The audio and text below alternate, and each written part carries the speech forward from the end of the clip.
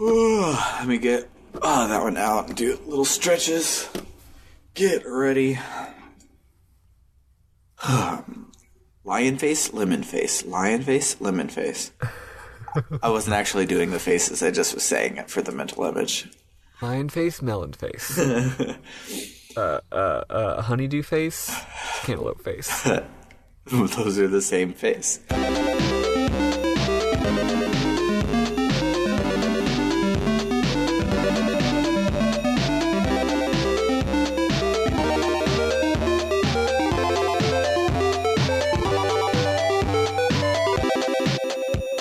Welcome to RPG Book Club, the podcast where we play a little bit of a video game and talk about how it makes us feel. I am Sam Allman. And I'm Maddy.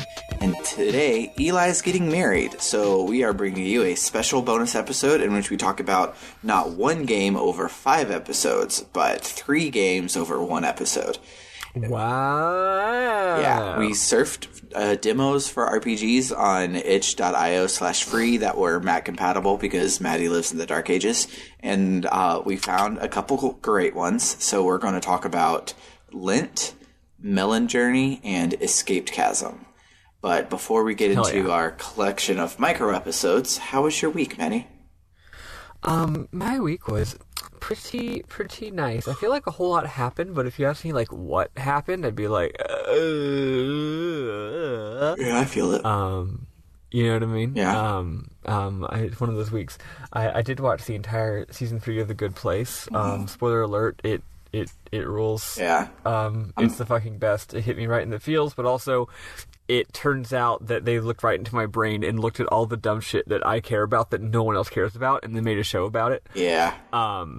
The show... I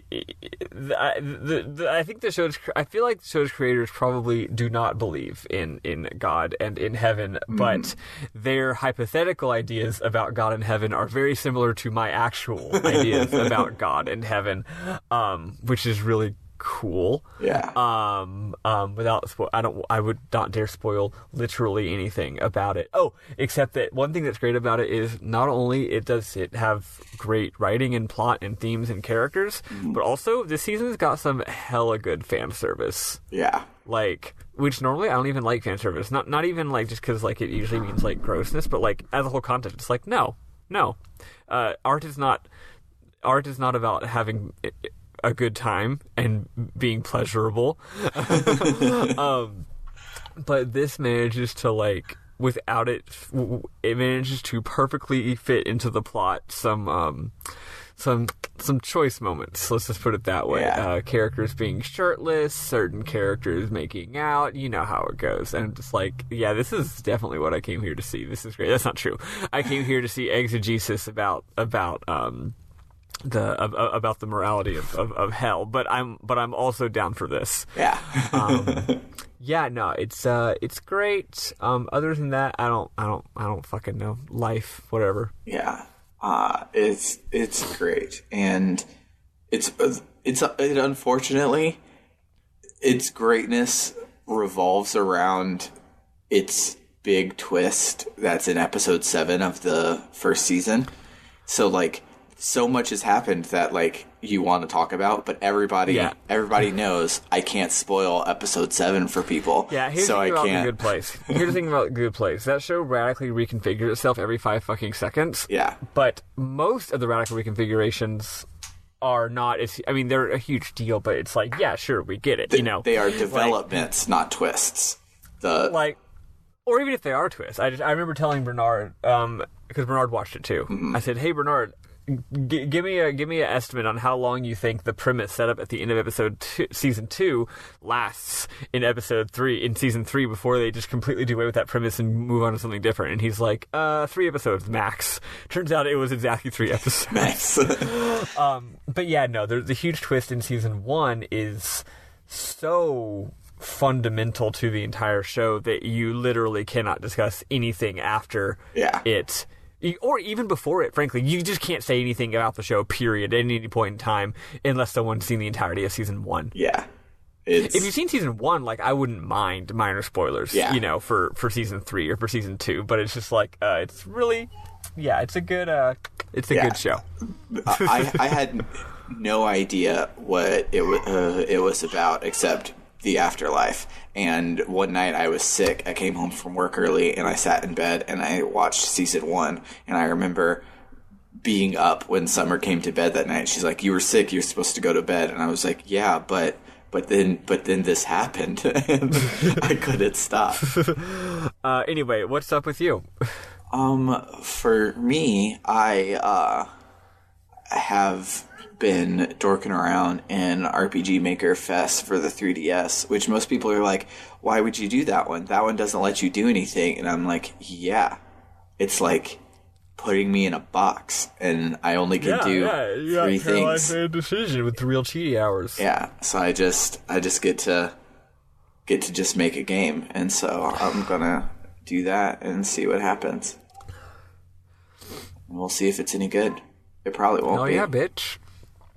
But I'm sure it'll be very interesting and cool. What's annoying me is there's only one character available with a beard, and I'm like, well, how the fuck am I supposed to do a self-insert character if there's only one guy with a beard? So, instead, my self-insert is a Junpei looking motherfucker because he looks old enough. Nice.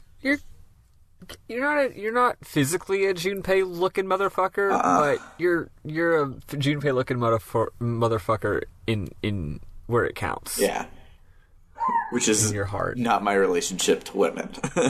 No. Only the good things about Junpei. You forget about all the bad things about Junpei. When we talk about Junpei, we're talking about the idealized Junpei. Yes. But yeah, it's really cool. One thing that's awesome, so a little spoiler to my idea is it's going to be a Narnia. But what's cool is a lot of the DLC is kind of a ripoff, and I'm glad that I didn't have to buy it. But the DLC will have the same basic character, but then dressed up in a bunch of different ways. So I can get the one that looks like a dude just wearing a shirt. And then there's also one that's that same dude, but he's a samurai. And so I'm like, hey, look, now I'm going to Narnia to Samurai Land. And that's cute. Yeah, so that'll be fun. That's a good way to make use of what you got. Yeah. Yeah. You're like, this guy can wear a lot of different outfits? Well, there we fucking go. Yep. So it'll be cool. And unfortunately, it won't be a Dragon Quest because I can't change game over behavior on this tiny little box that I put myself in. But, well, there you freaking go. But the good news is the RPG Player app for your 3DS is free, so when I finish it, everyone can play it for free. Yay! That'll be very exciting. Very cool. Very cool. Anything else? Other than that, I've just been watching more Dragon Ball, and I finally got to the quote-unquote Cell Saga for the first time. Just how, like, the Frieza Saga includes everything from Raditz up to killing Frieza. Yep. The Cell Saga is everything after that up until the Otherworld tournament. Most people actually call the Android Saga a separate thing, but I think that's stupid because it's clearly just, like you said, the first part of the Frieza Saga. Yeah. Of the Cell Saga. I consider it all one thing, but technically people do say. So are you past Android and onto actual Cell? So I think so. They still have to fight 17 and 18, but Bulma and Trunks just went and found the other time machine, which I didn't even know was a plot point, but I'm pretty certain that's how Cell came back. But what's awesome is because I've never seen Cell Saga before, I have no idea. And it's like something new in Dragon Ball for me, which is right. Like you've been watching the same stuff for ages, and now you're like actually in something new. Yeah, and it's wild. But, oh my god, dude, Cell Saga is so good. I haven't seen Kai, of course, but Dragon Ball is so famous in the original show for dragging things on so goddamn long. And the final episode, like the actual final battle where they actually defeat Cell. Spoiler alert, they defeat Cell. Dang it. He doesn't fool a Vegeta and turn into a good guy. I was wondering where he was in the Majin Buu arc. He probably just runs a coffee shop knowing Dragon Ball. The actual for realsies final episode where whoever defeats Cell is like literally an entire 30-minute episode of people yelling and charging up and shooting a beam at each other, but it's phenomenal. Nice. It is absolutely incredible. You're like, how am I so on the edge of my seat invested in the emotions of these people that have literally just been shooting energy beam and yelling for the last 10 minutes and thinking to myself, like, I can do it in their heads, you know? Yeah. And then flashes to other people saying, like, you can do it. We believe in you. But, like, it is the apotheosis of that whole concept, and it's great. And I frankly hope that in Kai they don't try to shorten it too much, because it actually is so good in the original. So, once you get there, I'll make you watch the original episode. The first quote-unquote season, the first chunk of Dragon Ball Kai goes up to the Cell Games and is 98 episodes, and 58 of those episodes are everything before the Frieza saga. And so, I know that because episode 58, you stop watching Kai, you go watch the driving episode, and then you come back to watch the Cell saga. And so that means that there are some 40 episodes just for this one saga, instead of the sort of 3 that get the other part. Time, then. So yeah, they're like, especially because like it took about 3 episodes for Dr. Gero to die, like a little bit more than that, but not much more than that. And so it's like, oh, okay, they're gonna spend their sweet ass time on all the Cell everything. So good. Very, very, very cool. Love to see it. Oh man, I can't.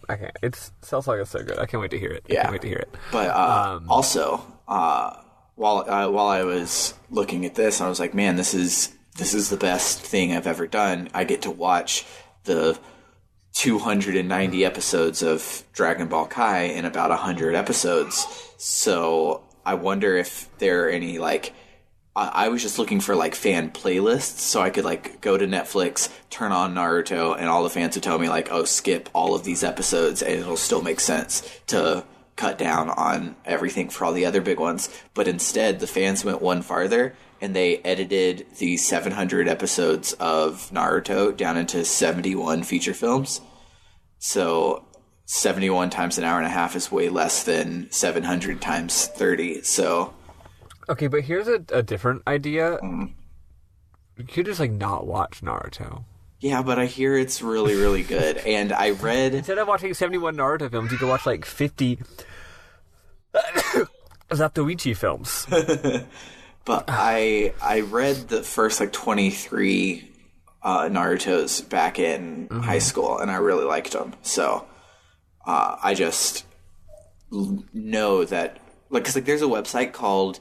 animefillerlist.com or something like that, and they list like how many episodes are considered pure filler and how many episodes are considered a mix, and Naruto's rating was like 55% filler, and so I was like, yeah, I don't want to, as much as I don't mind filler as a concept, like if I remember, ain't nobody got time for that. If I remember correctly, in Bleach, which also has a super high one, the manga went on hiatus for like 5 fucking years. So there's like 5 years where they just went on different adventures. So it's not necessarily like 70%. At that point, that's more like just like extra content, extra arcs. Yeah, like I don't mind that. But looking at Naruto, it's like just every 5 episodes is like, oh. Let's have an episode where Naruto tries to steal ramen, and I'm like, I don't want any of that. I just want people to punch. I just want people to punch a lot. But totally. Yeah, so I found one for Naruto, for OG Dragon Ball, and for One Piece. And so maybe I will watch... I like One Piece. Maybe I will watch all the giant animes without taking the rest of my life. But... Very nice, yeah. Then you can have some kind of opinion on Naruto. Yeah. Basically every person I've talked to who has watched Naruto, like the consensus about Naruto is like, look, you should not watch it. Like, you cannot justify that amount of time investment. However, here's the problem with it. It is actually an incredible work of art. But you are not going to see that it's an incredible work of art until you have watched 200 episodes. Yeah. And therefore, it's just like, we're not saying it's not an incredible work of art, but we are saying we absolutely cannot justify you actually watching it. So do not actually watch it. But just be aware that it is actually incredible, but also don't watch it. Yeah. I'm just like, yeah, that sounds... I guess I'm just going to have to not watch it and take your word for it. Yeah. There are actually 2 edits of Naruto. There's one called Naruto Cut to Manga and one called Naruto Kai. Naruto Kai has better filmmaking quality. Naruto Cut to Manga has better Not being long quality. Well, no, I think they're about the same length, but Cut to Manga is they also cut out all of the intros and outros, but like you have to have them. It's an anime. Like, what are you doing? Yeah. What do you even do if you cut those out? So, Naruto Kai uses a standard def crappy source for like the first 55 chunks type thing, and it's like, damn. But Cut to Manga uses HD for the whole thing. So why would I cut to manga when I could cut to the feeling? That's right, folks. I'm talking about Carly Rae Jepsen. Nice. But, yeah, we've wasted 27 minutes talking about Naruto. Talking about anime, so let's talk about some games. Let's talk about these fucking games. All right, so first up is some music that is played in Lent, the first game we'll be talking about. But I don't know if they wrote any of this music or if it's stock music, but we will play it anyways, and then we will talk about... Play it again, Sam.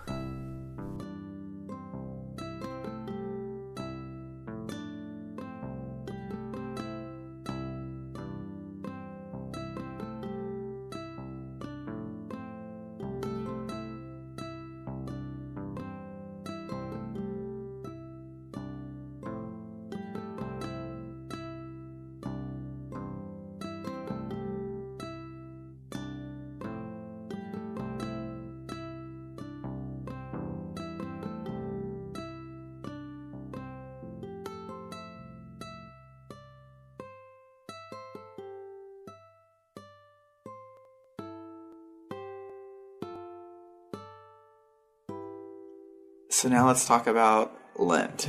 Yeah, so you start this game. I was going to give a little a preview thing about it. So Lent is a game made by CicerOrator on not on Twitch, on Itch, and it is a beta of a bigger project that they're working on, and it's made in Unity, and I can tell that they're using the same Unity tutorial that I am, because I recognized the menu layout and some of the free assets that he was using.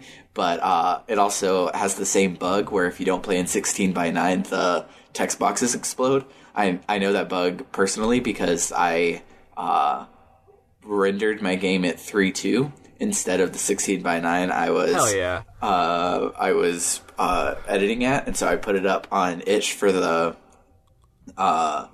game jam, and I loaded up and nothing worked, and I'm like, welp. And so I recognized that in this one because I'd resized it to put it on my smaller monitor, and I'm like, haha, I know exactly why this is. But that's yeah, cute. It's like a little comrade there. Yeah. But it has just the game is the demo for the game currently just has the first quest, which is about 10 to 15 minutes worth of content. So let's begin. Take it away, Maddy.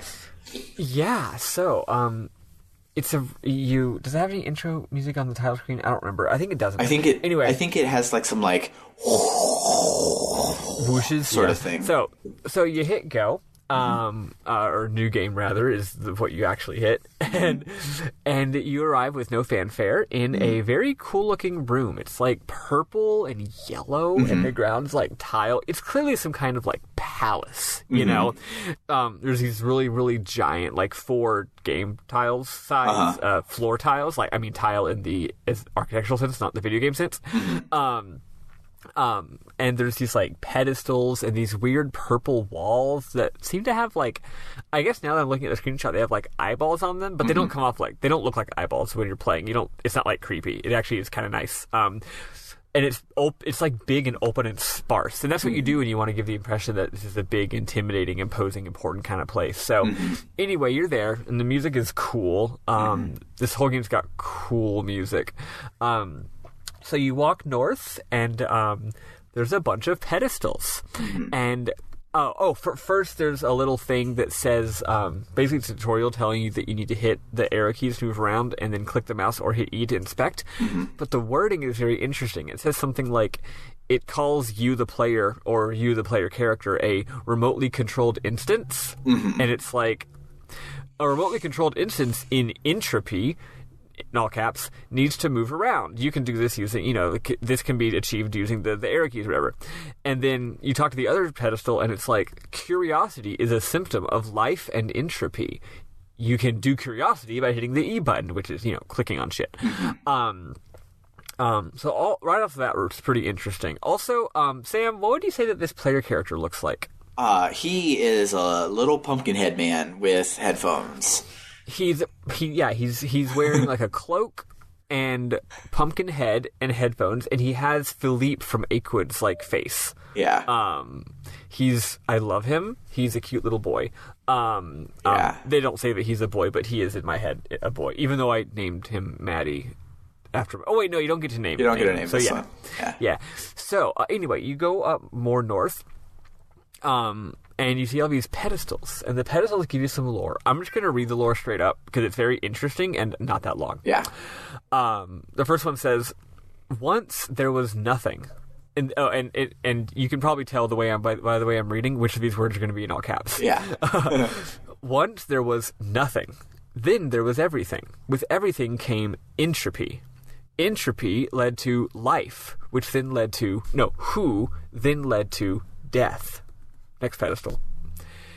It became that life cannot exist without death, and vice versa. Entropy has become what fills the gaps and exists in between them. Because it exists between the lines of life and death, entropy's actions are oftentimes unpredictable. Its only constants are its love of chaos and its abhorrence of order. Entropy knows that by existing, it is leading the rest of the universe back to nothing. Sometimes it welcomes nothing. Most of the time, it lives in fear of it. Despite its fears, as entropy... actually, there's a typo here. Instead of as, it just says SS. As entropy... once again... Oh, I thought it said fears nothing, but actually it says nears nothing, which is not a typo, I think, but it's rather what they're trying to say.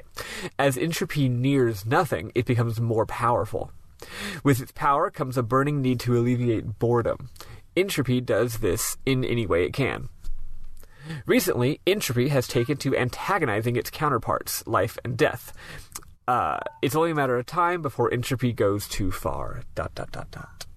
So nice. Some really cool lore. It's like philosophical shenanigans. Yeah, I think it's cool. It's kind of, in some ways, it almost like sums up human existence. Yeah. It's like we're in between life and death, and we gotta kill time, basically. Yeah, one thing I like about it is it's this heavy, sort of, like, big, heady thing here at the beginning during your tutorial, and then...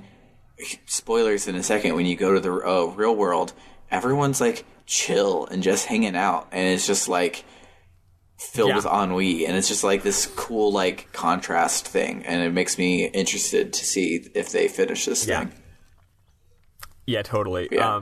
So anyway, so you go up and you talk to the thing in the middle, which is a big, I don't know, like antler heads, weird, scary. It's just a critter of some sort. Named Entropia. Yeah, actually, Entropio. Entropio? Yeah. It's hard. Are you sure? Because the font, if it's slightly triangle on the bottom corner, I'm looking at a screenshot right now. Okay, because I compared to the at first, but then later realized I was wrong. So Entropio says, "Greetings, instance," and I won't read the rest of it. So Entropy says, "What's up? This is Entropy's realm. Oh, Loy, you can't talk. You're a silent protagonist." Apparently, not only can you not talk, but you're not even capable of, like, nodding your head. Because you're a big old pumpkin head, and it's so cute. So your name is Yew, Y-E-W. Entropy made you. your job is to spread entropy. So you're going to go to the next realm and spread entropy's influence. First, you got to go learn how to fight. So you go south and you meet a weird wolf specter thingy named Wolf, and you have to learn how to fight. It's funny, Wolf explains the battle system and then says at the end, yeah, it's pretty self-explanatory. So even the game itself acknowledges that the battles are self-explanatory. Yes. It's very simple. I'm pretty sure it uses initiative combat. Because the turn order is exactly the same every single round, but it's not always you go then they go. And also, it's not like it doesn't have explicit rounds like Drag West. It doesn't say like, oh, this is the start of the round. You pick a move and then do it. So I think it's an initiative system because it was different every time. Each battle, I would have slightly different turn orders. But then it loops consistently. Right? Having made this game before, it is an initiative system. Okay, cool. So yeah. Battles are very simple. You go into battle, you hit attack to attack. You can use items if you want to heal yourself. Which you should. You should heal yourself a lot. Yes. You technically have magic, but I never had to. There is not magic. It has not been implemented yet in the game. Also, there's Flee, which I never used, but also I don't know if that's been implemented either. So you do battles, and like again, it's very simple. And when you win, he's like, cool. So then you go and you talk to Entropio again, and then he's like, you got to go to the next realm, go talk to Wolf again. I don't know why. So you go and you talk to Wolf, and Wolf says that your job is to go to the next realm and spread entropy. Everyone already knows that you're coming. So I was thinking, like, wait, am I some kind of, like, bad beast, sent to fuck up a perfectly good realm? And he's like, no, everyone already knows that you're on your way. They're preparing it. Oh, but I guess I don't know that you can't talk. Well, what you're supposed to talk to them, but whatever, I guess. And then he says, your job is to defeat the Rider. And I'm like, okay. And you don't find out what the Rider is right now, but I'll just go ahead and tell you. Rider is the last guy they sent down there. Yeah. They tell you in a second in an email. Yeah, oh, that's right. That's when you learn. Yeah, so you learn that in a second. So you got to go kill the Rider and spread entropy. So then you go to another direction and go through a big portal. You go through a portal and a typical RPG starts. And they even tell you about this ahead of time. They say, hey, you're going to wake up like sleeping in a bed because it's a JRPG. So you go through the portal and you wake up in a regular ass town in a bed. I love this screenshot. Actually, let me move to it. Here it is. It's so good. This game's got really good graphics. Yeah, and these graphics are not the ones that come with the thing. So either they found some good sets or they made it themselves because it is nice. Everything. But by the way, even the main character, like all of us, the sprites are big and chonky. The tiles are cool. You can. All three of these games have one thing in common, which is funny, which is that all three of the games we're playing today, you can investigate, like, everything. Yeah. So there's a bitch ton of info if you investigate the oven, the fridge, the countertop, the plant. Just like how Legend of Dragoon had different dialogue for, like, every fireplace, this game does that, but with potted plants. Yeah. It's really cute. Anyway, yeah, so it's just a warm, cozy room. Very, very well. The set decoration just feels really home. It's very, like you said, to contrast with the starkness of what happened before, like this feels like a beautiful home. You want to go back to sleep. Like it's great. Yeah. Warm colors. Also, it's funny that we're playing this, like, this could have been like a Halloween game, honestly. Yeah. It's got, like, spoopy tunes. Yeah. Anyway, so you talk to your Lappy Toppy, and there's a computer, and there's a note from a guy named Dan Weaver. He basically just says, welcome to town. Like I said, he says, we're all happy to see you. Welcome to the town. Please go outside and talk to everybody. So you do that. You go outside and you meet some cute little NPCs. I'm not going to go into what any of them say. If Sam wants to talk about the memorable moments later, we can do that. But they just tell you about my memorable moments. I just said that they're all written very well. The writing on all of them is very believable. More so than Entropio and Wolf. Like they were saying a lot of cool, like, philosophical things, but they were just, like, they were speaking in JRPG, but then you get to these people and they feel like a Stardew Valley type thing, and it's like, ooh. Yeah, and they're big, chonky. Sam, all of this is gonna fucking click once you play Mother 3. Yeah, it definitely felt like Mother 3. Mother 3 was such an enormous fucking influence on this game, and like, yes, it was an influence on Undertale, but like, the people who made this game have clearly played Undertale, but they've also clearly played Mother 3, not just Undertale. You know, it's like, oh, did they play the original inspiration or the filtered inspiration? You know what I mean? But yeah, but the big unique NPCs are definitely a very Undertale thing. You meet some various characters, you go to the shop, and eventually, after you've talked to everyone, you talk to Fran again. And Fran is just this cute brunette lady, and she says, my dad, who's probably the Dan Weaver who sent that email, because her name is Fran Weaver, my dad has been kidnapped by some kind of fucking ghoul. I'm not very good at fighting. Please go get him. Please go rescue him. So you go off to rescue him and you go to the forest. There's a boulder in your way after you get to the end of the forest, which is one screen long. So I'm like, there's a boulder. So I go back and Fran's like, oh, there's a boulder? That's weird. There's one boulder before. It's a little bit more mysterious than just there's a plot boulder. Anyway, she joins your party. She is very weak. And then she begs you to not let her die when she joins, which is cool. Which is really cute. Yeah, I like that a lot. That, again, I've said it before and I'll say it again. Game, quote unquote, balance is fake. Yeah. At least for a single player game. And even for multiplayer games, frankly, because social and meta game interactions can mitigate actual design issues, just like Super Smash Brothers. For sure. Yeah. So anyway, whatever. So hell, I'll just be through to the end here. So you go. Let me click. Oh no, not that many clicks. You go inside of the room that was previously bouldered, and it was a bread factory, by the way. And inside is another very, very strange, unique, interesting looking room. There's like this small checkerboard tile on the floor. There's these big pipes that have like moss hanging off of them. And then there is a very, very giant sprite of he looks like he's wearing almost like a wetsuit, like a tight black outfit.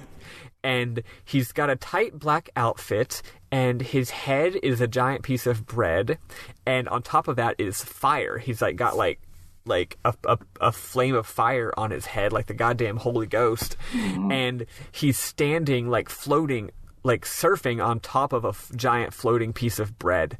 And I'm like, oh, that's a boss. And there's no dialogue, no fanfare, no nothing. You just walk up, and you can't investigate anything in the room, so you don't learn anything more about the room. You can't click on shit. You talk to this guy, and you don't talk to him. You just run into him, and all of a sudden you're in a battle with the bread rider. Like Ghost Rider, but with bread. It's good. And it's a stupid fucking hard fight. It wasn't hard at all for me. You didn't have to go level up? No. Wow. For me, it was. He would kill my friend in one hit. And me, that's strange. Maybe you didn't do any grinding? Maybe I casually leveled up more than you did. But yeah, but I can't imagine because it's like one screen. Well, there are a couple of glitches on the Mac version, so that could have made it different. Yeah. The glitches might not exist on the PC version. But yeah, for me, I was just like, are you kidding me? This game is like such a simplistic, like nothing game, and I'm having to go back and fucking grind. That's funny. I had to grind for gold, which took ages. Because you get very little amounts of gold, and all I had enough to do was buy. All I had enough was I leveled up my character each once, which doesn't give you your stats don't go up very much. If they make a full game, they're gonna have to adjust those fucking numbers. Yeah, for sure. Like that was a lot of work for very little stat upgrade. And then I go to the store and I bought. There's a a low level sword and a high level sword, and a low level defense and a high level defense. All I had enough for was to buy one low level defense and put it on you. I instead bought him the low level attack, and maybe that's what it was. Is I just maybe how much attack were you doing to him? I don't remember numbers. I just know that he would. Oh, by the way, there's no Phoenix Downs in this game. Do you know that you could just use a potion to heal Fran, right? I thought about that, except anytime I had an opportunity to do that, and I considered, like, I wonder if I can just heal her with a potion, which, because there's no Phoenix Downs, I always, the strategic option was always to do something else. So I never tried. But thank you for informing me. Yeah, I always was having to heal myself or hit the bad guy, right? Yeah, so you would survive hits with like 40-ish points. So if he hit Fran, I would heal Fran the next turn, because then he would hit you and he would survive it. So then the next turn he would probably hit Fran again, so I could get in 1 or 2 hits with you. Gotcha. See, so if you level up once, what happens is Fran can actually take 1 hit. It'll do, like, he'll take her down to like 5 health and then kill her on the next hit. And he can take 3 hits. Nice. Which is real nice. But yeah, the weird thing about the boss is he does an absolute bitch ton of damage, but he misses like 3/4 of the time. So yeah, you'll just get a bunch of turns where you're just wailing on him, and then he hits you, and you heal, and then you keep wailing. But at any rate, yeah, so you beat the boss, he goes down. It's really funny how much thought I was putting into it, even though it's like so simplistic and nothing.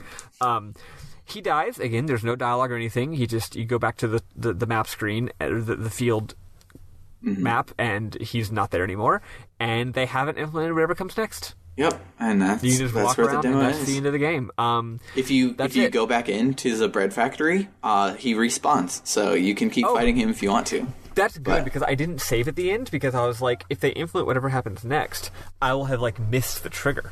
Yeah. Right? Because I already beat him. So I couldn't save at the end. I was like, because I'm sure that his death will trigger a plot thing. And I mentioned that if they implement this, if they implement that, because here's the thing.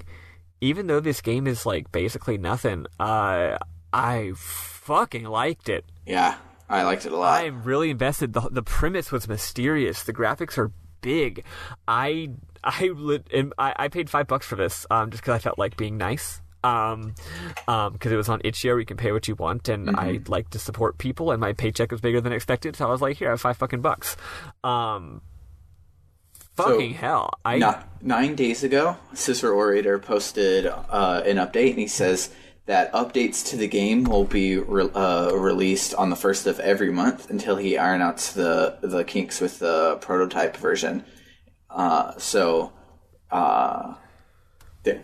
was a 2.6 version dropped 9 days ago. I don't know if that's the one that we ended up playing or not. Hell yeah, yes. it was. So it was okay. 2.6 is the one under the download thing. But yeah, he said he's going to be dropping a new one every month, and that's pretty cool. Yeah, I'm all the goddamn hell about it. Yeah. But anyway, yeah, that's the game. I feel like we can talk about our thoughts on the game and our memorable moments at the same time. So do you have any memorable moments, Sam? So one of my big ones was that the art here is not the standard one from the tutorial, and all of it is really, really good. Like especially all of the like modern areas, like it reminds me of like a 2-dimensional Mega Man Legends type thing. Like everything is super readable and beautiful, and I love it. It's so good.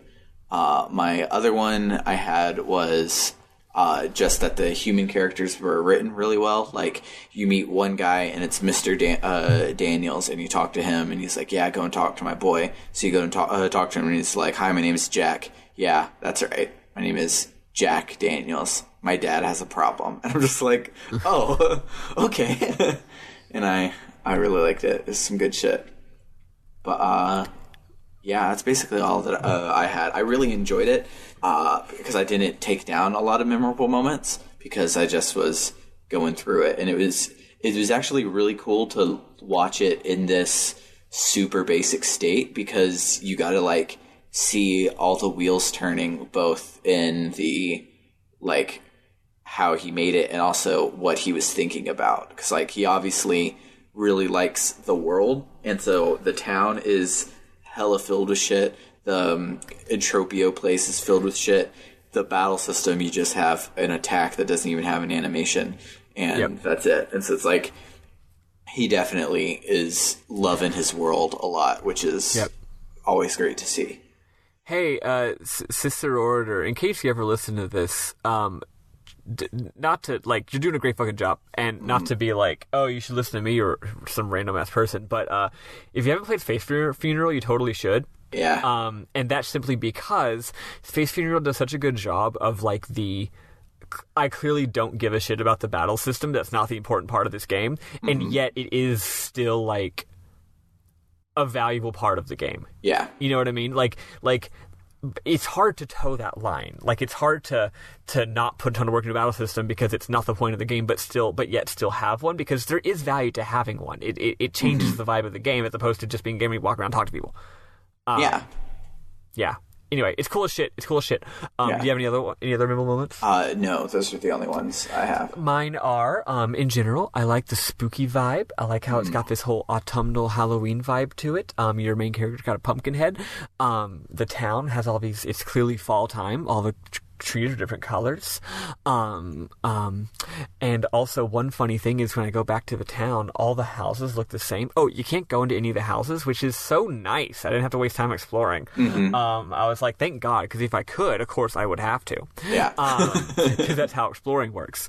But all the houses look identical, but your house literally has a couple of little jack-o'-lanterns out in front. Yeah, I which love is that. like, you're the pumpkin guy. So that it reminded me of which house was mine, because I wanted to go back into my house, which is funny. Other memorable moments, I think we already pretty much covered it all. Like I said, the stuff at the beginning, like, maybe it was just JRPG gibberish bullshit, but it didn't feel like it. It was like, no, this feels like you're trying to say something here. It seems like this is going somewhere, and I'm really interested to see where it goes. The shop in the town sells 14 different items. Yeah. And they're all just food. What's cool is that this is like a town this is like a town grocery store. So, like, it's not a gameplay thing. It's a world building thing. It's like, at a grocery store you can get coffee or fries or a burger or a donut. Oh, it's a bodega, basically. So you can get coffee or fries or a burger or a hot dog or pizza or sushi or they all cup noodle. They all cost about the same, and they all heal about the same, which is 20. But the things you get from killing monsters heal you 100. So it's like not worth it to go in there at all. No reason to buy them. If it turns out in the full game or in the expanded game there was some reason to buy them, that would be cool. But I also don't mind it being the way it is here. It's very cute. I want to mention 2 glitches, just again, I don't know, in case you're fucking listening or whatever, and also to warn you. Also, because it's interesting. Sam, did you get the HP glitch? No. Did you get the dying before you save glitch? Yes. Oh my god, let's talk about that shit. It's it's actually fucking great. Okay. So yeah, I was stupid and didn't save, because if you don't, we've talked about this. If you don't put save points in your game, if you can save anywhere, people are actually just going to save nowhere. You're going to forget. So I had forgotten, and because the graphics on the battles don't show things super clearly, it's easy to lose track of how much health you have.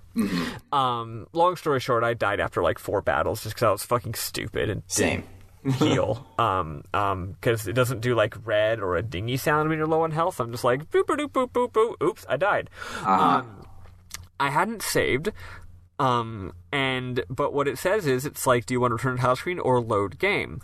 I decided to hit load game. You know, maybe I saved and forgot. Maybe it auto-saved. I hit load game, and I am in pure blackness. And I can control my guy. I can walk up, down, left, right. I can hit the action button, though nothing happens. And that's it. I'm just in a void, and I'm like, this fucking rules. Yeah. It was very upsetting. It was very, very, very upsetting because, like, I understand what was going on programmatically there. Yeah. 100%. Not like I couldn't tell you the exact code, but like I've programmed games enough to know, like, it's some sort of unhandled exception of some sort, like no big basically, deal. yeah, sort of. It was awesome. So then I had to go to the menu and just quit to menu and then start a new game and then speed through all the dialogue. Which thankfully has both Fire 1 on your mouse and Z both can progress the dialogue, so you can do both, alternating really, really fast and skip through the cutscenes real fast, and it feels good. Yeah. So at any rate, it's fucking cool. What else was I going to say about that? Also what was the HP bug? For a second though, when I was in the blackness, I was legitimately like, is this a Mother 3 reference? And I will not elaborate on that because I would never. Anyway, the HP bug is, and it took me a while to notice this. At first I thought it was just a coincidence, but it turns out, on my version of the game, every time I exit a battle, I would have precisely 45 HP left. Wild. And I was like, what? And at first I was like, huh? At first I thought the enemies were just hitting me for that much. And I was like, no, they're not. I started paying more attention. I was like, wait, no. The enemy hit me once for like 11, and then it hit Fran for like 11. Why do I have 45 HP? And 45 is, less than half of 100. Mm-hmm. So that means I'm like, I need to heal after every battle. Right? Because fuck, I'm kind of low on health. 40 isn't actually a safe amount of health in this game.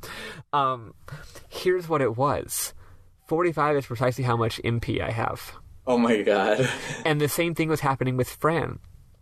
So basically, at the end of every battle, once you go back to the field screen, it overwrites your HP amount with your MP amount. That's funny.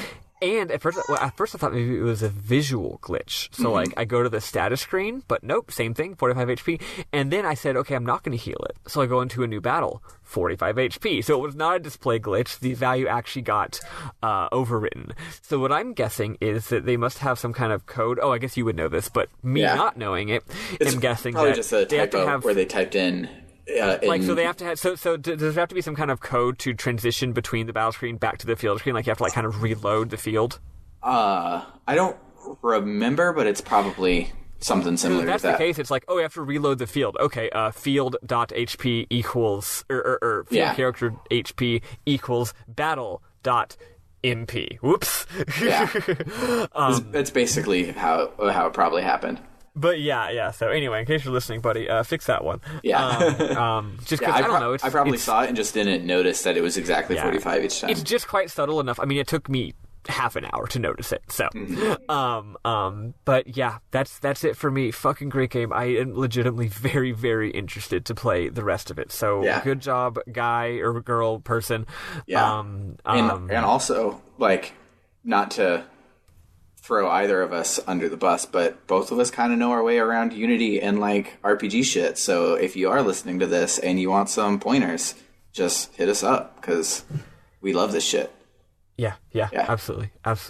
Great fucking work. Enjoy the $5. All of you, if y'all, every one of the games we're playing today is worth a couple bucks. So if you want to go get them from I didn't pay for the third one I played because I thought we were only playing 2 games and not 3. And after the 2 games, I already spent $10, and I was like, I don't want to spend more bucks. but if I had given each person $3, then it would have worked out. Right? Sorry to the person who played sorry to Melon Quest person. Yeah. Speaking of Melon Quest, are we ready to go on to Melon Quest? Yeah, let's listen to some beautiful chiptune from Melon Quest. I wish I could put every single song on here because Melon Journey has such a good good job with the music, buddy. Too. I really enjoyed the music. Was fucking weird. It was like plinky, sparse bullshit, but I really liked all of it. So good job with that too. If you actually wrote any of it, I don't know if you did or not. Good job. Anyway, now let's go on. Yeah. So Melon Journey, the music you're about to hear, was so good that while I was playing it, Summer literally texted me and is like, "Whatever you're playing, the music is so pretty," because it is. So. Let's get started.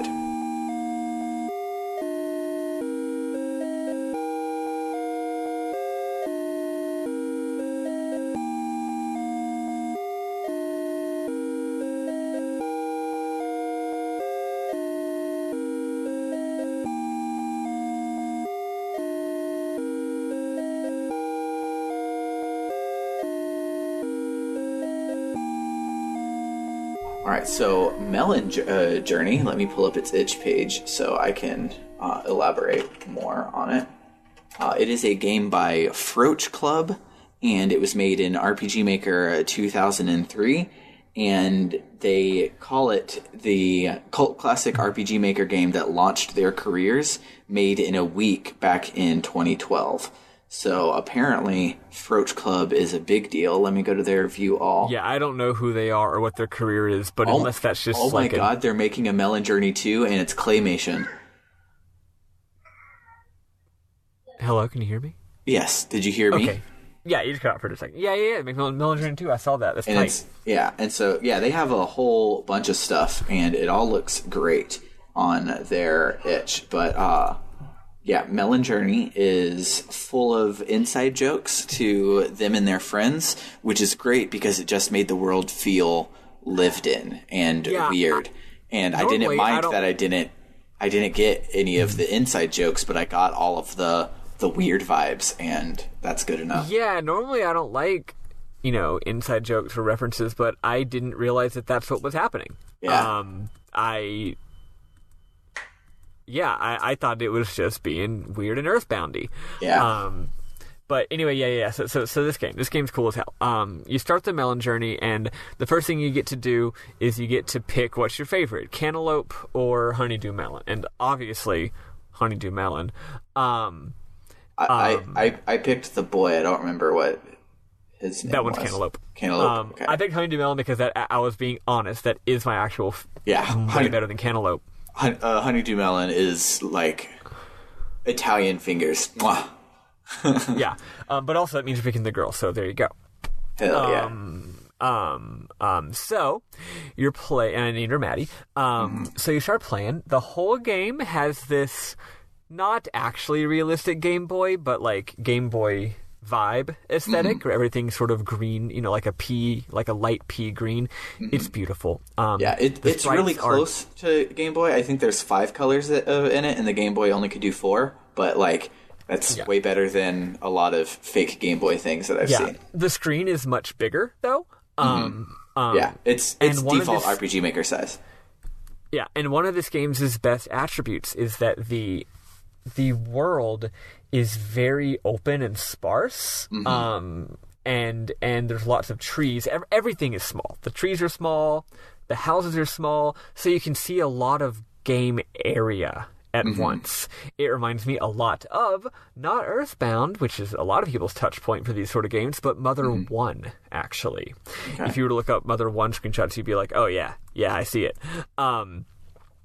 But yeah, so anyway, you wake up. What is it like? You wake up and you were There's actually a lot of plot at the beginning that I didn't write down. What you do is you wake up the night after a storm, and you had bad dreams, and you look around. You're camping with your friend. Yeah, you're camping with your friend during the storm, and you look over, and your friend is missing. So you say, okay, well, I'm going to head into town and look for them.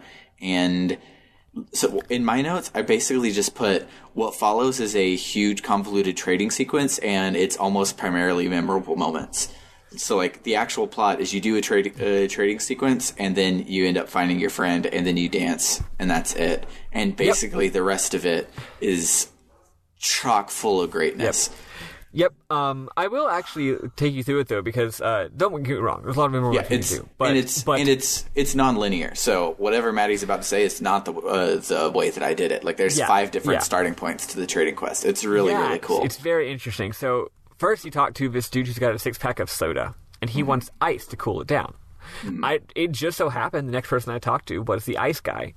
And the ice guy wants to go get the ice from the ice mountain, but it's too dangerous. It's too slippery. He needs something to melt the ice on the ground so he won't slip. And then I found some batteries. Wait, what the fuck happened? I wrote huge ass trade quest, and I wrote down the majority of this trade quest, but my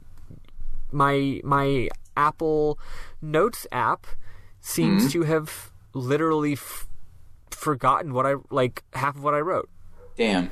This is I wrote this shit down, I promise you. Oh, That's wow. dumb. Well, anyway, yeah, you're trading a bunch of things. Like, it turns out the batteries are the start of the trade quest, which is funny. I found them very quickly. You give the batteries to a guy who's doing a concert so that he can do his concert. And then he does his concert, and the person who was the huge mega fan at the concert, there are so many little jokes in this game. Like, you know you need money at one point. You know you need a shit ton of money. I fucking love that bit. You need a shit ton of money, right? And someone else says, oh yeah, a guy with a shit ton of money went up to the concert. So I'm thinking, oh, that's how the quest works. So I make the guy play the concert, and I'm expecting the guy to give me a shit ton of money. But instead, it turns out he spent all of his money just a bit ago, like at the ice cream shop or something. So he's like, oh, right. So when you talk to the concert guy, he's like, thanks for letting me do the concert. Here's a special limited edition rare autographed CD of one of our records. So then you talk to the super fan, and he's like, oh my gosh, look, you have the autographed CD, you have the record, can I have it? And you hand it to him, and again, I'm thinking he's going to say, here's a shit ton of money, but instead, and I believe I actually had this screenshotted, yes I do, give me a second to get it, it'll take one more second. I guess I didn't. I guess I'm fucking stupid. My computer must have been weird. Anyway, he's basically like, oh, I can't take the CD because my hands are full holding this melon. Here, have the melon. He's just sitting there holding the melon. It's a ghost melon. You give the ghost melon to a ghost, and because he says that he can't go to the afterlife until he has one last delicious melon, and then he gives you a ghost drum, and that's one entire quest, and then another quest. Yeah, damn it, I wrote this shit all down. It's too bad. Yeah. Anyway, another quest involves you getting a sheet, and another quest involves you getting a sewing machine. Because Sam, what is the overall big quest you have to do? So the only goal you have is to move this tree that's in the way. You're not strong enough to do it. So how I ended up getting the tree is I first found the guy that wanted the soda. Then I went up, I saw the tree was in my way, and then I saw that you could go up off the screen at the top, but I wasn't going to do that because Cosmic Star Heroine burned me a couple weeks ago. So I go into the palace, and the king is like, oh, you can't go see my daughter because I don't trust bunnies. You have to be a cat. Only cats can go see the kid and princess. So then I basically made my way to every single house, and I kept finding a bunch of random things that weren't part of the same trade sequence. And they all started to coalesce down at the very end. And so, I had found the batteries but didn't find Pup Star. I had found the guy that needed money but couldn't find where to get the money. I talked to the ghost the first time, which is where he gives you the hammer. And I forgot he gives you that for free. Yeah, so he gives you that one for free. And so I happened to then open up the coconut right away to find a ham. Then I found the guy that was like, oh, I need to go get ice from the mountain. So I finally talked myself into leaving the screen to go up to the mountain. And the guy up there is like, oh, I could do this for you if only I knew where hams hung out. And you're like, oh, well, they hang out in coconuts. So it was like a knowledge trade sequence. And yeah, this game does so many subversive little things, actually, with the idea of a trade sequence. And it's cool. So you finally get into the kitten's castle, and she is like, hold on, Sam. Let's say why. You have to look like a kitten, right? Yes. So you have to have a kitten disguise. So really, the main big trade sequence that goes in a lot of directions is that there's a person who likes to sew, so you have to give her cloth, and you have to give her a sewing machine, and those are each separate quests. Yeah. And the sewing machine one is a lot, because you have to get money to pay for the sewing machine, all that kind of stuff. Eventually you acquire the costume, and can now the king will allow you to speak to his daughter. So you talk to her, and she gives you a love letter to go take to I forget his name, but he's the strong exercise puppy. Strong dog. And so you take it to Strong Dog, and it's a very illicit letter that he reads aloud to you, of course. And And so he's like, oh, she loves me. If only I could go see her. So you give him your cat costume. And it's funny because he has these huge droopy dog ears. And so you give him the cat costume and it just adds 2 cat ears on top of his big droopy dog ears. And it's great.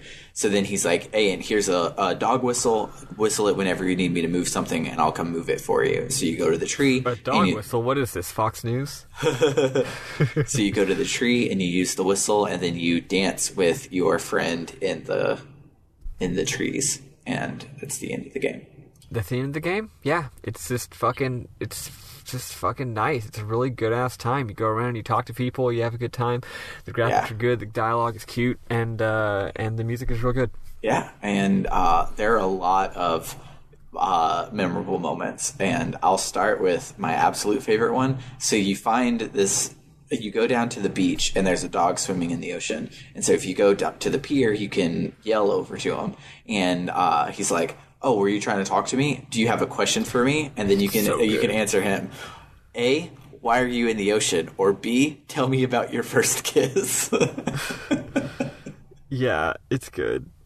And you can't pick both, because either one you pick goes on to the next thing. So, of course, I picked the first kiss one. I picked Why Are You in the Ocean, and he said that he was abandoned as a baby and raised by dolphins, and now this is the only way he feels safe. Nice. The first kiss is... Oh gosh, I should have screenshotted this. I don't know why the fuck I didn't. Oh wait, maybe I did. Yeah, here we go. This is really good. He says, in my 5th grade class at Dolphin School, there was this tiny blue beauty. She always drew rocket ships all over her desk. I was also a fan of rocket ships at the time. Anyways, long story short, we ended up smooching behind a coral reef. Come to think of it, that's the only time I've ever kissed anyone. Ahem. Now it's time to ask you a question. What are you looking for in life? And then you go on. So mine's funny because he talks about Dolphin School and Coral Reef, but he hasn't explained that he was raised by dolphins. the other dialogue tree, which said he was raised by dolphins. So I'm just like, why does this dog just keep talking about ocean shit? And you get no explanation. It's good. No, it's the dog is really good. I have another one, and this person isn't a part of the trading sequence. He's just an NPC, but he is precious, and I love him. You talk to him, and he goes, I got 2 things on my mind. Small bugs and long socks. One of those, agreed. But, oh, sorry, I didn't take notes on this part. I just took a screenshot every time I did a trade. Oh, okay. That's what it was. So yeah, so hold on. So I got this. So from the ghost, you actually get a melon soda. You give the melon soda to a guy who's having an argument with his wife, and he says he's not going back to his wife until he gets a dang Mel soda. Mm-hmm. So you give him a Mel soda, and he gives you a bunch of ham bucks. But then it's like, you're like, cool, ham bucks. Now I can go buy the sewing machine. But then the sewing machine person's like, actually, you need hog bucks. Yep. So I go to the bank, but the bank teller is asleep. So, how do you wake up the? Oh, I'll just keep going. Get him an energy bar. Yeah. So, so yeah, hiding place is coconut. Yeah, and that's when you get that after you go to the north past the snowman. You talk to a really cool guy. He says "sup" and he spells it TSUP. Sup. And he gives you a hog energy bar, and then he snowboards into the horizon. Yes. And then you give the bank teller the hog energy bar, and then the bank teller gives you, he exchanges your ham bucks for hog bucks, and you use your hog bucks to buy the sewing machine. So a memorable moment about the hog bucks is the bank is like, you have ham bucks. Yeah, the exchange rate isn't what it used to be, so nobody really takes them anymore. So I'll take your 20 ham bucks, and that comes out to precisely 20 hog bucks. Yep. Yeah. So I guess I do kind of forget the other half of the trade quest, how you get the sheet, but whatever. So doesn't matter. The sheet you actually get from when you give him the ghost melon. He's like, oh, I won't need this sheet, this fabric anymore. Oh, no, he gets left on the ground after he leaves, and it's a pillowcase with 2 holes in it. Yeah. So then you go. Give it to the person, and they sew it into the. Yeah, the other big trade quest involves the person who has the the melon is the melon is the other quest. In order to get the melon, you have to in order to get the melon soda, You have to cool down the guy's melon soda. He's just like, ugh, I wish I could cool down my sodas. So you got to get the ice. And I remember, the problem is I can't remember where you get salt, but whatever. At some point you get salt, and you give the salt to the guy. So here's my favorite part, my favorite little subversion. When you talk to the lady next to the ice guy, she's the one who's like, ugh, I can't go. The path north is blocked by a snowman. God, I really wish I had a coconut that I could throw at him. That way to knock him out, to get him out of the way. You know, I don't want to throw a coconut at the snowman to get him to leave. But I'm too nervous. I'm too scared to go down to the beach to get a coconut. So she tells you, I need a coconut in order to get this snowman to leave. So you go down to the beach, and you get a coconut, and you crack open the coconut, and inside of the coconut is a tiny little ham, and the tiny little ham tells you that hams like to live in coconuts, and telling the snowman that hams live in coconuts gets him to move. So the lady tells you what to do, but you don't do what she tells you. You get the coconut, but not to give to the lady to throw at the snowman, but rather to just talk to the snowman and get him to move. But either way, it's the same hint. It's hilarious. Yeah, it's so good. Yeah, it's really good. Also, I feel like it's a little bit of don't be violent. Like, instead of throwing the coconut at the snowman, just impress him with your knowledge of hams. Impress him with your knowledge of hams and how their favorite place to live is in coconuts. There's lots of other stuff, but whatever. There's one final memorable moment that I love. So the whole town is surrounded by the same tree sprite everywhere, and it's all of it is set up in an uneven row pattern, like making like little diamond shapes. But so it's really easy to tell when one of those is missing. So like secret passageways are really, really obvious. So right next to Pupstar, there's an obvious secret passageway. So you go in the secret passageway and you examine at the end, and it just says, "It's a tree." It's a tree. Yep. None of the other trees have dialogue boxes, but this one that it knew that you would go and investigate, they put one there to just say, it's a tree. It's great. Also, when you talk to the ghost's name, according to his dialogue box, is Ham Ghost. But then if you go to and click on all the graves, most of the graves are like Ham Ghost's Radio, Ham Ghost's this, Ham Ghost's that. But one of them says, R.I.P. Ham Ghost, a sweet ham, parentheses. Ham Ghost was just a nickname. So here's what I'm thinking. This guy's name was not Ham Ghost. They just called him Ham Ghost while he was alive as a nickname. But then he died, so now he is Ham Ghost. Yeah. Did you find Ham Ghost's house? Maybe. Oh, is it the house that's empty? Yeah, so if you investigate I didn't put two and two together. If you investigate the bed, it's like, this is a nice bed, but for some reason it's missing a pillowcase. And so then when you get the fabric from Ham, it's a pillowcase with two eye holes cut in it. So he just walked around as a ghost while he was alive. That's very cute. I just realized the reason I was messing up my screenshots was because for some reason half of my escaped chasm screenshots were in the middle of my row of these screenshots. One more then for me, and then we can go on. There's a sign that says "Keep off the grass," and there's keep off the flowers. And there's this area where there's a slightly different ground sprite, so it's like a flower bed instead of grass. And if you talk to the person who's walking around in there, they go, "I'm a dangerous dude. ... I don't obey any rule." Which I think is really cute. So, do you have any last words? So my last one is, if you investigate Strong Dog's bed, it says that it's covered in various sweatbands. Very, very nice. Yeah, a lot of the beds, a lot of the items, every single house, almost every house has a little a little picture frame on the wall, and you can always talk to it and see what it is. Again, tons of writing, tons of little things to investigate. It's cute. It's great. It's good. So let's talk about, let's listen to some awesome Toby Fox and or James Roach music, depending on which one I end up finding. And let's go talk about Escape Chasm. Yeah.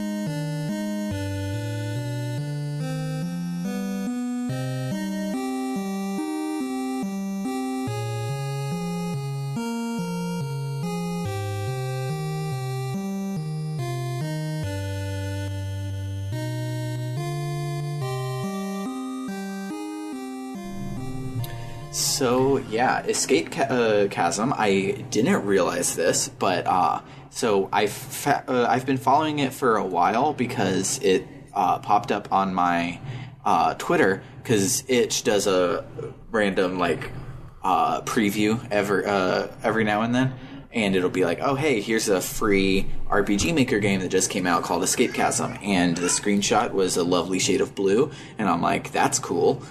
I'll add that to my list, and it's been floating around as a game we should talk about for a while. Yeah. I had no idea that it is made by Temmie, aka Temmie Goes to Kuleg from Undertale, and it is a spiritual sidequel to Undertale, and it's good. Yeah, it's really good. It put me in a weird mood afterward because there's so many feelings. It's heavy. Yeah. So yeah, you play this game, which is made by Temmie. Is Temmie a reference to a real person, I guess? Yeah, her name is Temmie Chang. And I guess she helped with Undertale and thus got a cameo in Undertale? Yes. Okay, yeah, she does a lot of pixel art, so gotcha. So the really cute NPC Temmie from Undertale is also a real person named Temmie, and she made this game. Mm-hmm. And she writes in a similar way. Like, her self-insert in the game is very similar to Temmie from Undertale. Yes. So this is like her brand, as being this cute, dumb, ditzy little person who's got lots of emotions. Yes. Which I agree with, which I identify with. Yes. So yeah, this is not a actually, I guess the only one that was a demo was the first game today. The other two were complete games. This starts off with a beautiful, animated cutscene. It's elaborate. This girl is dreaming, and she says that when she dreams of a magical other place through the eyes of another girl, and she wishes it was real. Mm-hmm. Then she wakes up, and everything is blue. And it's just the music is sad sounding. She walks very slowly. If there's a way to make her run, I couldn't find the button for it. It's made in RPG Maker MV, which I think does have a run button, but I think she turned it off. One of the options menu had an option that said always be running, and you could turn it on and off. But I couldn't use the options menu because the Mac version has a couple glitches. Yeah, including it crashes if you open the options menu. So one thing that's cool is in the forums of the thing, somebody ported it to the web outputter of RPG Maker MV. So and that one, the bugs in the Mac version are the bugs in the everything not Windows version. So they fixed it in that one. So if you want to go and check out your options menu, you can do so in the web version. Also, am I mistaken, or does this game not have a save feature? It does not have a save feature. Yeah, which is interesting. Yeah. Even though you write in your diary, which usually is what makes you save in a video game. Yep. So yeah, you gotta do it all in one go. So anyway, this girl's dreaming, and then she wakes up, and it turns out that her mom and dad aren't back yet. And also, when you investigate things, sometimes it'll be a close-up animated image, which is, again, lots of graphics in this damn game. Mm-hmm. If you talk to her she was the pixel artist on Undertale, so gotcha. She's and I saw there was some contributing art too, artists as well, that might help with the cutscenes, because that's a lot of work for one person, no matter how talented. On her thing, the story, illustration, pixel art, cutscene, and pixel animation was by Temmie Chang. The music was by Toby Fox and James Froach. Special thanks went to Arkea, who did RPG Maker specific help, Yanfly, who does a bunch of plugins for RPG Maker, the Stephen Lavelle made a sound effects program, and some random dude who just did a YouTube tutorial. So she did all of the art. I thought I must have misread. Everything. I got to follow you about Stephen Lavelle at some point, by the way. He's my favorite indie game designer. I've never heard of him, but his link is right here. He's ink repair. He's fucking awesome. Anyway. So shit's really sad. Her pet, which is a pet snake named Melody, isn't eating. She's like, Melody hasn't eaten in a while. I don't get it. I don't know what's going on. I just put together did you get the secret stuff at the end? The pages? Yeah. Okay. I just put together why Melody isn't eating and why Melody is not even there on the second day. This game's good, guys. Yeah, so anyway, she writes in her diary, and she clearly just hates herself, and she wishes that she was the cool girl that she pretends to be in her imagination. The first day you can explore if you want, but you don't really need to. The game is a series of days, and you go around your house, and each day, basically there's certain things you have to investigate to advance the plot, and if you don't, then when you go back, if you go to the bed, she'll say, I'm not tired, and if you go to the diary, she'll say, I'm not ready to write in my diary yet, I don't have anything to say. So that's how you know, I gotta go click on more shit. On the first day, though, you don't have to do anything, really. You can just write the diary and then go to bed. But if you actually do. You have to talk to Melody, and you have to look at whatever thing brings up a cutscene on the bed, because when I died... No, that's true. But you don't have to do anything outside of the room. No. You don't have to leave your room. Yeah. Because when I got the bad ending and I knew I wasn't even halfway done with the game yet, I had to go back and do it. So the first day you do go and explore, though. So you explore, there's a lot of stuff. This game does the same joke as the Legendary Dragoon fireplaces and the Lenten potted plants, but with trash cans. Most things you talk to, it says it's like a sentence, like it's a fridge or a stove, or you're afraid of the stove, or look at all the files in the file cabinet. But when you talk to a garbage can, it just says kitchen garbage can, or bathroom flavored garbage can, or basement garbage can. It's really cute. I don't know why. It's just a weird little. So my favorite thing about that is I've got to the bathroom flavored one last, so it was just like I checked everything, and every time I got to a garbage can, it just would be like kitchen garbage can, living room garbage can, basement garbage can, and then I go up to the bathroom and it's a bathroom flavored garbage can. That is cute. That's good. Yeah, so you investigate. You learn a lot about this little girl. She seems like she's very scared and shy and just not happy at all. If you click on the mirror, the full body mirror, it has a portrait of her, and it says it's you, and then it says you're looking cute today. But then after it says she's looking cute today, she like takes a few steps and then has a little dialogue of her saying like ... So I think it's like she doesn't feel like she's cute today. Yeah. Which is funny because who's saying that? I guess it's like the narrator saying it, but then she doesn't agree. Yeah. Anyway, you can also watch TV. If you watch TV, it's your favorite show. And it's like, it's just anime shit. It's like these three heroes are trying to defeat a villain, and one of the heroes is like, I'm going to activate my power. And then it's like, will they win? Tune in next time. And then she's like, oh my God, I love this show. Oh. Is that on the first day? Yeah.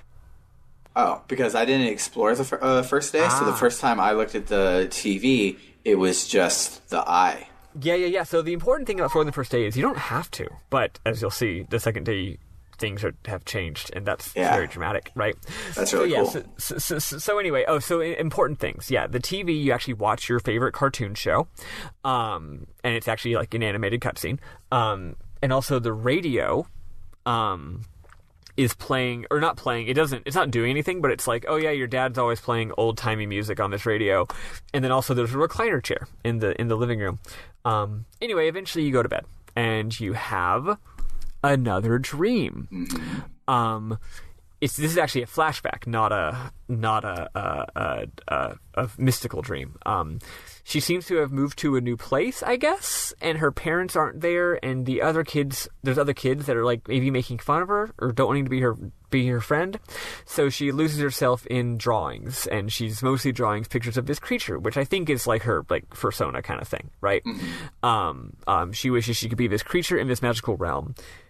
Anyway, then she wakes up, and the second time, the snake isn't moving anymore, which is really sad. Again, the music's just so sad. You feel like she's just depressed. Everything sucks. The snake isn't actually dead. She says it's not moving, but she thinks it's sleeping. How do I help the snake, right? You go to the TV and try watching it again, and it is just a fucking demon eyeball screen with an unblinking eye in the middle of it, and it stays on the screen for like 20 seconds. Yeah, I thought when you're like, it's her favorite show, I thought you were kidding because of the eye. No. So the second day, it's a fucking creepy eye, and that's it. And again, doesn't comment on it. Well, no, it does comment on it. It's like, you stop watching the TV. You don't want to watch TV anymore. Mm-hmm. And then you go to the radio, and this time around, the radio makes a creepy sound. And now you're scared of the radio. And if you talk to the recliner chair, it's like a different chair. Mm-hmm. So at that point, I talked to the different chair, and I'm thinking, wow, I wonder if a few more things are weird. Oh, fuck! You walk back into the entrance hall of the house, and oh shit, it's a red lady.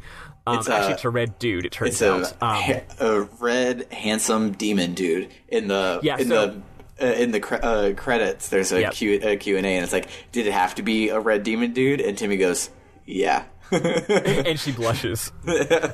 You're like, did the character have to be sexy? And she's like, yes, he did. One quick thing. This isn't, for me, I don't think it's normal moments. I've got to talk about these graphics. So everything is a shade of blue. It's very, again, it's very depressing, very moody. But the coolest thing about this fucking game, and I the whole game does this, but I didn't notice till I went to the bathroom.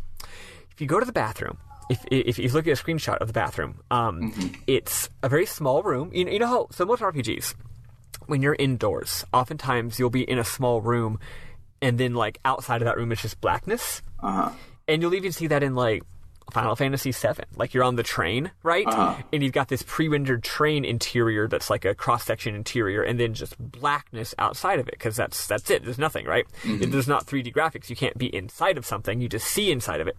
Anyway, this game, the ground is a square and a bathroom tile, and then there's items placed, a toilet, a sink, a tub.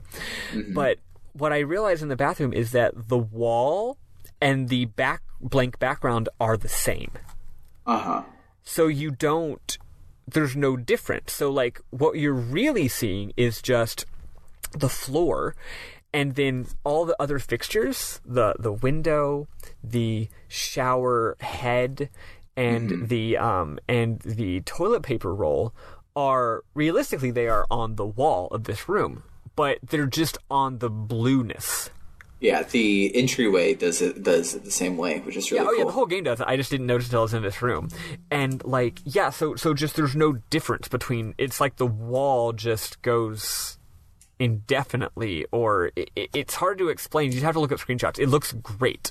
And it's very, very cool, and it doesn't seem like surreal or anything. It works perfectly. That's why I didn't even notice it at first. It's just a brilliant little bit of design. But yeah, you'll see that in any room. It's like, oh yeah, the top of the screen is like a picture frame hanging on the blueness. Wait, where does the wall end and this is just blank nothing begin? Anyway, yeah, so everything's blue until you meet the red dude. You say, who are you? And he's like, I'm just a visitor or something. And you're like, do you need anything? And he's like, no. And then he says, I'm just here to see what happens. And that's it. And then he fades away. Yeah. So then you go to bed. Oh, one thing you can also do each day is you can knock on the door to your parents' room, and it doesn't open because you're thinking, maybe my parents came home and went into their room, right? But it doesn't open, and you don't go in. Also, you can't go into the room, and also you can't go outside. Those are the two places that you can't go yet, because she doesn't allow herself to go.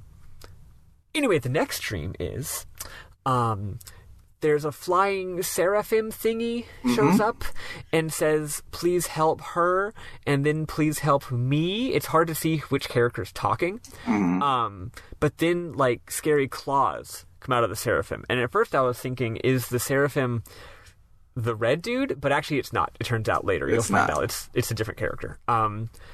Yeah, that's it.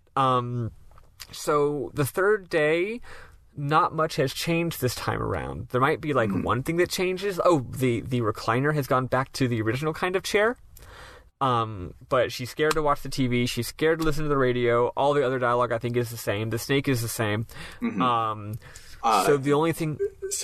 one little thing, I don't know if you noticed it, but shoes at the front door because she's Asian. There were an extra pair the day before, and there's one pair missing today because they were the demon shoes, and the demon was released. Shit. So yeah, one more sign of the demon. Yeah. Yeah. I checked the shoes, but I must not have checked them. I must have checked them twice where they were both the same, so I didn't notice them changing. But I was smart enough to think that they would change. So anyway, all there is left to do is to try going outside. Oh, and also, so cool. Each day you try to go outside, it's different dialogue. Like, the first day she's just like, I can't go outside. And the second day she's like, maybe I'll go outside someday. Yeah. So it's building it up, right? So this day you go outside and holy shit. Yep. You go outside and your house is in the middle of just a goddamn Homestucky nether. That's literally what I wrote. I wrote a homestuck void. Yeah. You're on a little patch of earth that is cracked, and the background is just staticky, whooshy void, and the world is literally just collapsing. Did you notice something cool about this scene that is not true about any other scene in the whole game? What? The map size is bigger than your screen size, only right here. So the camera pans for the first time in the whole game.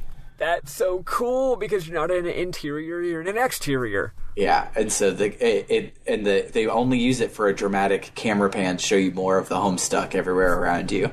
But they pan the camera right when you get through. That whips so hard. Yeah. Yeah, that fucking kicks ass. So the demon dude is there again, and he just says, I think he just pretty much just says, like, it's not safe, you should go back inside. And then he fades away again. He just fades away. And you automatically go back inside, and you're really scared. I, however... Yep. Being the exploratory little gal that I am. I'm surprised that Sam did this. This is something that I would do, but not something I expected you to do. Oh, no, I'm the same exploratory person. I do this in every game. I went back outside, and I walked down, and the screen started fading and getting really white, and the speed of the girl walking got slower and slower and slower, and I was like, fuck. So I went back up, north, to the house. But then I got antsy, so I went back down again. Yep. And I walk all the way down to the bottom of the screen. Turns out the screen gets white as you walk farther away from the house. I go farther and farther and farther away. And when I reach the bottom of the screen, she's walking very slowly, and the screen's completely white, and it fades all the way to white. And then there's a little cutscene where you see there's like a large shattering sound, and then there's an image of her, but then she like shatters like a shattered mirror, and then you are kicked to the title screen. Yep. So yeah, that's a bad ending. Yep. So on her itch page, she says there are 4 different endings, and one of them is creepy and unsettling. So I want to play this game again because this ending wasn't creepy or unsettling, and then the good ending wasn't creepy or unsettling. So I think that could have been the creepy, unsettling ending. Maybe so, but there's still 2 more endings that I don't know where they are. So anyway, this game doesn't have a save feature, so you have to replay all that shit, although it doesn't take very long the second time through. When you start the game, you can click an option to skip the opening cutscene or skip all cutscenes, and of course, I'm not going to skip all cutscenes because what about the ones I haven't seen yet? Yep. So I had to rewatch some of the cutscenes. But that's fine because I was texting a cute girl, so I texted the cute girl while the cutscenes were happening again. Yeah. Like you do. So this time, when I get to the outside, I don't throw myself into the void of existence, and I go back inside. And I go to bed, and it's dream time again, and IDK, man, read this dream. Like, the beast that she's been drawing is there, and then the Seraphim is there, which I was thinking might be the red guy, but we now know that the Seraphim's not the red guy.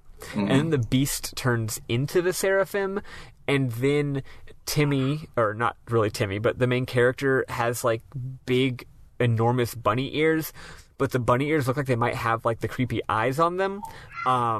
So I have a way better read on this than you do. Okay, let me know what's going on. So Temmie has the dream, turns into her fursona. That's Temmie that turns into the fursona demon thing. Yeah, that's and the thing. then Temmie looks a little bit too similar to the Seraphim. I couldn't tell them apart sometimes. Yeah. So then she goes to talk to the girl that she sees in her dreams, which is not her persona, that does look a lot like Temmie but has bunny ears. And the girl goes, "Who are you?" And then she wakes up. So it's Gotcha. Yeah, I looked, I guess, more deeply at all of her drawings to recognize which ones were her persona and which ones were I looked otherwise. at them, but still, anytime there was a cutscene, I was like, wait, is that Temmie or is this a new character? Yeah. They all look like And to be fair, it's all like anime babes.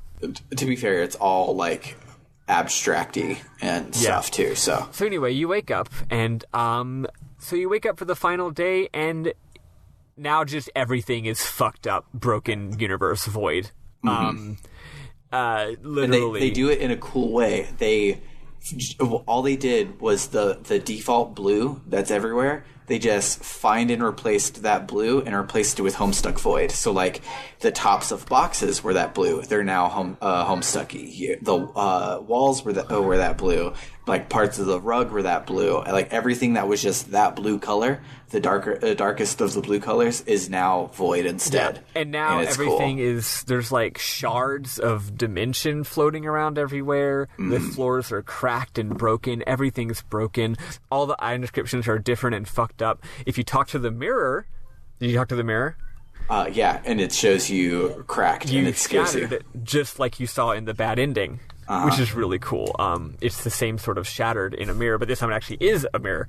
And did you like that one did you find the doll secret here? Yeah, if you go to the kitchen, there's a creepy doll on the ground, and if I recall, it doesn't really say anything. It's just like, there's a creepy doll, you recognize it. Yeah, it's the bunny girl. Yeah, as a doll. Yeah. Yeah, so that's that. You explore a lot it shows more. up in the ending, which makes me think there's one or two more collectibles to make it make sense, because it didn't do anything in the ending. There's all sorts of creepy stuff, but eventually you finally are like, you know what, it's time for me to go into my parents' room. I have to. So you go in, and it's the most shattered of all. It's like completely broken into a zillion pieces. You can't even explore half of it because the floor is gone. Yeah, you can't even explore half of it. But there is a desk with a diary in it. So you talk to the diary, and I think I took screenshots of. I'm just gonna read all this. So you read it, and again, it's from your mom. And she says, no, I didn't get all of it. But she basically says, like, if you're reading this, we're already gone, basically. Yeah. And then she says, we're sorry we couldn't see you again. We tried our best, but we couldn't. We're sorry. And then she says, I know you haven't found your confidence yet, but I know deep inside a strong and brave girl sleeps. I wish we could have been able to see you all grown up. If you find a way out, please move on without us. I think it's too late for us. I wish with all my heart we can meet again in another time, another place. Please know we love you very much. Whatever happens to us, we'll never forget you. I'm proud to have been your mother. I'm proud of you, my daughter. And that's it. So parents are gone. And also at this point you realize, well, it's implied that maybe they never even left. They were just in their room the whole time, and they died. And you find out that that's true later. Yeah. Then you're being a good little exploratory gamer, and you go to the north, and there's a little potted plant, and in there is hidden pages. So then you leave, and you go back to your room, and the red demon is there again. And the red demon says, your parents are gone. So they're somewhere they can't willfully return, which is a really cool line. And then says that there's a lot of dialogue here, basically, but long story short, if you want to save your parents, you can go to another dimension and get them. But if you go to the other dimension, you are in danger of. He doesn't say it will happen, although they talk as if it is a certainty, even though he says it's not a certainty. But he says there's a danger that you'll lose your memories of your parents if you go to try and go save your parents. And you're like, what the fuck? That's really upsetting. And And he's like, so you can stay here and keep your... Oh, also, like, this universe is just falling apart, is what's happening. And he's kind of just like a tourist, basically, going around seeing things. And he's surprised that anybody still lives in this universe. You're the last one. And he's searching for somebody. The Seraphim that we've been seeing. He's searching for somebody who might be the reason why this is all happening. But also, anyway, so you can stay here and retain your memories of your parents and live with them, like John Wick 3, or you can go into this other world, which will be dangerous, and you might lose your memories, but maybe one day you'll find them, and you get to choose. Am I missing anything important here? No, that's all that I got. Yeah. So you get to pick to go or stay. So obviously 2 endings here. I picked go. That seemed consistent with her character thus far. Yeah. And she's not a silent protagonist, by the way. She talks a little bit. She says, I think I'm doing the right thing. I have a feeling. My dreams and happiness will come true the moment I walk through this door. And then she does walk through the door, and I feel like I probably should have screenshotted all this. I don't know why I didn't. But she goes through the door, and she, like... turns into her persona, and then she says that she sees everything, and she sees the grass and the trees in this open world, and she feels very happy, and then she says that the world is so beautiful, and then there's a picture of her in full persona form without and the world is in color and not just in blue. Yeah, and it says the end. So that's the ending.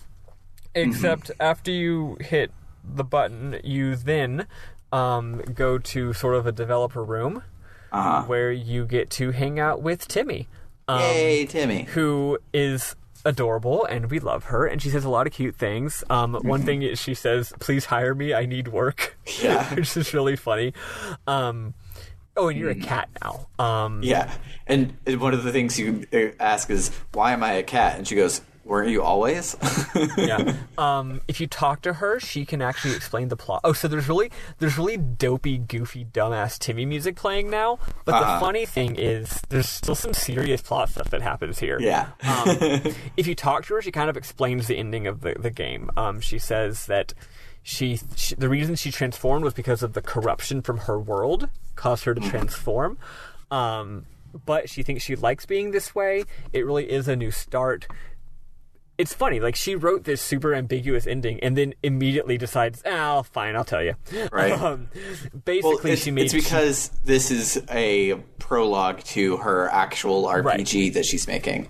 And she needed a canon ending to build a game off of. So anyway, turns out that Temmie says that she thinks that the girl did make the right choice and that she's going to be happy in her new life. She's going to be able to have adventure and follow her dreams. And then you get to ask Temmie a couple of questions. One of the questions is, what's up with the sexy demon man? And she's like, he's kind of an explorer. He's kind of a bad person, but I guess in this story he's fine. And you can ask, but did he have to be a handsome demon man? and no, sorry. First you say, but his character design ... And she goes, yes, what about it? And you say, did he have to be a handsome demon man? And she just says, yes. And then there's a few more little jokey bits. You can, if you go to the TV, you can watch the TV show, which is actually the girl on her adventure. And it's just a couple pictures of her, like, hold on, I'm clicking over to it. Where? There it is. She slowly lost hold of her memories from her last life, though maybe for the wrong reasons, which is to say all she was obsessed with was finding the Seraphim girl and also eating meat because she's a furry now. And one day she'll find out the real reason she's drawn to her. I'm thoroughly excited for this final project. Yeah. Oh, right. So yeah, Temmie explains that this is just a little thing that she made to get the hang of using RPG Maker, and also is a prologue to a bigger story that she wants to tell. Apparently this was supposed to be a smaller project, but then she really liked the character of this girl, so she kind of went crazy with it. And the character of her actual big story she wants to tell is actually the Seraphim girl. She's actually the character. That's the main character of the game she wants to make. She just kind of went over the top of this side character. The final little bit of plot is the hidden pages we found earlier. You can now read them. Sam, would you like to explain what happens on these? So basically, I'm just gonna dumb it down because we're almost at 2 hours right now. Exactly. So I screenshotted the whole thing. I just thought I'd let you do it. So basically, your parents were in the room the whole time, and your dad started falling asleep, and your mom was awake for it. So every time you went to bed, you thought it would be the next day, but you really just were sleeping for like 3 random hours, and then would wake up because that's what was happening to your dad. And so your mom was writing down what happened to your dad all the time. And so then she was like, and now I'm getting sleepy too. And so then, in one of them, she's like, so I woke up today and your dad just, like, wasn't. It's not like he was gone. I don't think he left. I don't think anything happened to him. I just think he's not anymore. And she's like, I'm afraid that something's going to happen to me too. So I'm going to leave you a note and hopefully you can, you'll find that one and not these. And then... thus, the end of the one that you found in the normal game. One really cool thing is that apparently this didn't happen prior to the start of the game. Because at one point they mentioned how they can't leave their room, like the door won't open, and then they mentioned how they hear you knocking from the other side. Yeah. So they faded out of existence and died like a day before you did. Yeah. Yeah, so this all happened at the same time, basically, which I think is really, really cool. Like, it was the world very quickly completely collapsed. Yeah. Which is really cool. Yeah. Like, again, like a couple days max. The dad starts to fade. The door's locked. You're wondering where are my parents. The dad goes away. The mom fades. The mom goes away. And, like, right after that, you go into their room. You know? Yeah. Yeah. And it's sad, but you're reading it with the dopey Temmie music playing, which is so cute. Hard. It's so hard to read. It's just like, okay, cool. Yeah, I don't know. This game made me feel a lot of things. It's a very heavy game. Put me in a weird jank mood. Luckily, I played Melon Journey afterward, which also put me in a weird jank mood, but a nicer one. Yeah. But you have anything you want to say? I don't want to say any more moments. We've been going long enough. And we hit all of mine already, anyways. So yeah, it's good. Everyone should play all 3 of these games. Yeah, they're all fucking great. Sorry for not giving money to which one? Melon Journey person. Maybe I'll go ahead and throw you a couple later when I have more money. Sorry. Yeah. I already paid Temmie and the other person. They're Itch is all great. Play little weird games on itch.io. Support random indie type people, right? Yeah. Whether they eventually are developed into big full games or not. This was a valuable experience, even the way that it was. Also, really funny how much these 3 games had in common. They really do. Yeah. So anyway, that's it for me. We did our three times Combob indie game Combob. Yeah, exactly. Yeah, you knew where I was going with that one. Yeah. Next week we will be announcing our next game that we have coming up because we're running out of time. I definitely don't know what it is. Because we're coming out of running out of time on Cosmic Star Heroine. So if you want to vote between The Last Remnant or Lost Odyssey, you can do that on our Ko-Fi, ko-fi.com/RPG Book Club. If you want to just talk to us, all of our info is on our website, which is rpgbook.club. You can find our Discord, our Twitter, our email, everything there. Shoot us a line. We got a new friend in the Discord last night. Their name is... Don't tell me. It is the Ancient Omega. And they love Legend of Dragoon and Tales, so they are correct. And, so come and drop us a line. Oh, also, since last week, I was like, I don't think anybody will buy a commissioned game for a while, but they're up if you want it. And that day, Francesco bought one. So Francesco has bought Higurashi, he's only putting us on the line for chapter 1 because it's like there's 7 chapters and each chapter is like 10 hours long, but we're only on the hook for chapter 1. So I then had to make a Google Calendar because him doing that unlocked Halo. So now we have to play Halo. We have to play Higurashi. We have a Halloween special coming up, and we have a Christmas special coming up, plus our normal games. And then not too long after that, since Longcast is up, we want to get Longcast recorded in advance. So we're basically just going to be doing 2 episodes a week for the rest of the year, kinda. So love to see it. Yep. It's great. I love It'll it. be great. No, this is actually good because right now the only time I have to play video games is for RPG Book Club. It's the only video games I play. So now I'm being forced, against my will, to play twice as many video games. Hell yeah. So and I don't have to be like, oh, I'm not being responsible. Like, I am being responsible. No, I have to do this. It's yeah, great. so Higurashi looks really cool. It's a completely linear visual novel. There's a joke thing on the Steam. It's like, here's a guide on how to get all of the achievements. So you turn it on and you click about 4,000 times. I love that. But yeah, so it's a completely linear visual novel about like girls that are sad in high school. It's called Higurashi When They Cry. So get ready for some talking about how it makes us feel on that one. Hell yeah, bitch. But yeah, so because Higurashi was paid for, that then unlocked Halo. Higurashi will be first, Halo will be second, then Halloween, then Christmas. So if you like more games than just Lost Odyssey, boy, do we have a holiday season for you. Halo's going to be 2 episodes probably, right? Yeah, 2 episodes for Halo, 2 episodes for Higurashi. Spoilers, 25 episodes for the thing we're doing for Christmas. But it's such a stupid joke, but I'm loving it already. No. So yeah, we've gone for a hell of a long time. So for RPG Book Club, I am Sam Allman. And I'm Maddy Webbin. Toodaloo, folks. Bye, dorks.